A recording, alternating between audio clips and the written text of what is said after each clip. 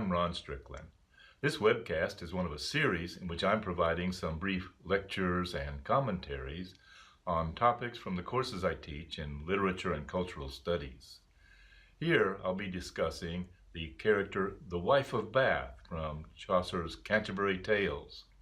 So here's the image of the Wife of Bath from that Ellesmere manuscript, the early manuscript of the poem. She's interesting. I'll begin by reading a few lines from the description of the Wife of Bath in the general prologue.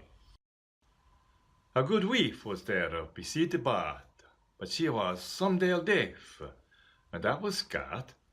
A cloth marking she had switch in haunt, she passed him of Ypres and of Gaunt. In all the parish, wife was there known, that to the offering before here should go. And if they did, certain so wroth was she, that she was out of all charity. Okay, I'll take some time with this. So this Wife of Bath, she has risen to the ownership of textile mills. But the first line we have, he mentions that she was a little bit deaf. Now he'll leave that, and we're not going to know why she's a little bit deaf until later in the poem. And when we find out, we'll see why he mentions the detail here. It's kind of funny.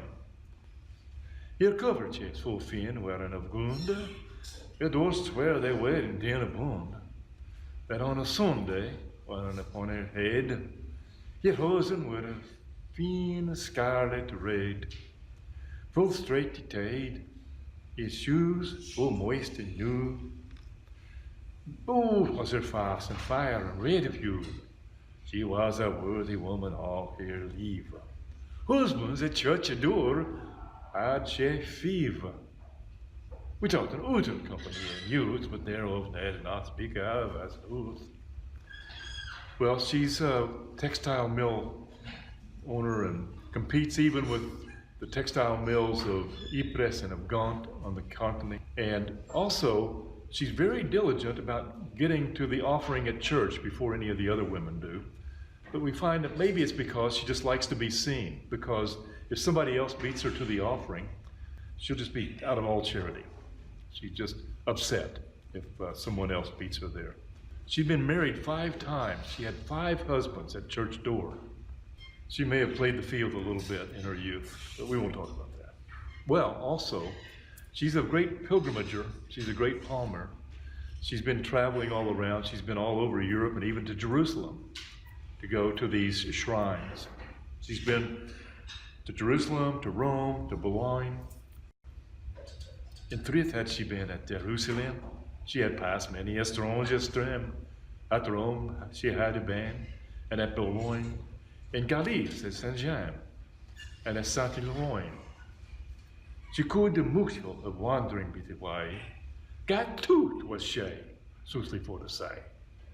Upon an ambler easily she sat, ye wimple well, and on her head and hat as broad as is a buckler or a targe. A foot mantle about her hip as large, and on her feet a pair of spurs sharp. In fellowship well could she laugh and carp. Of remedies of love she knew perchance, for she could of that art the old dance. Now she was gap-toothed. Does that mean anything to you? You gentlemen, have you ever noticed that gap-toothed women are especially good sexually? O ye of little experience. It was known to everyone in the Middle Ages that if you could get a gap-toothed woman, you would not go unsatisfied in marriage. And she's gap-toothed. She's not too dainty. She's a lusty one. Another thing about her is she's dressed in a way that is a little bit masculine because she's got a broad-brimmed hat on her head. Just as the fact that the Wife of Bath has gaps between the teeth seems to enhance her sex appeal for the 14th century audience, the fact that she wears a broad-brimmed hat is an indication that she transgresses traditional gender roles. The broad-brimmed hat indicates that she's a dominant woman, a woman that may act in ways traditionally reserved for men. This image is from a pamphlet published in London in 1620, more than 200 years after the time that Chaucer was writing the Canterbury Tales. The pamphlet was part of a public dialogue about transvestitism that was current in 1620. In the image, we see a woman wearing a broad-brimmed hat and boots with spurs on them. She has a pistol in her right hand, and her left hand rests on a sword that hangs by her side.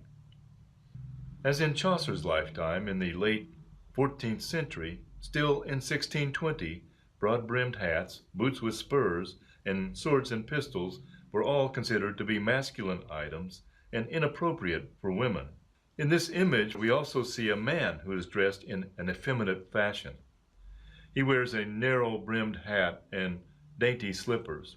He has fringes or points on his knee breeches, and he's carrying a battledore and shuttlecock, ancestors of our modern badminton rackets and birdies, rather than a sword and pistol. Clearly, both the woman and the man are meant to be objects of disapproval for their transgressive mode of dress. The wife of Bath would have been a precursor to such a woman as this. She's a threat to masculine authority in the patriarchal social structure of Chaucer's England. And as a successful businesswoman, she is an anomaly. As a woman who is frankly expressive about her enjoyment of sex and her sexual desires, she is an easy target for Chaucer's satire. One stereotype about women was that they are by nature sexually promiscuous, in need of masculine control, and prone to cheat on their husbands. The wife of Bath embodies that stereotype unapologetically. But she's a sympathetic character as well. She just wants to have agency and control over her own destiny, in her business affairs, in her personal life, and in her marriages. I'll have a good deal more to say about the wife of Bath in some subsequent webcasts, but for now, I'll conclude this one. If you have questions or comments, send me an email.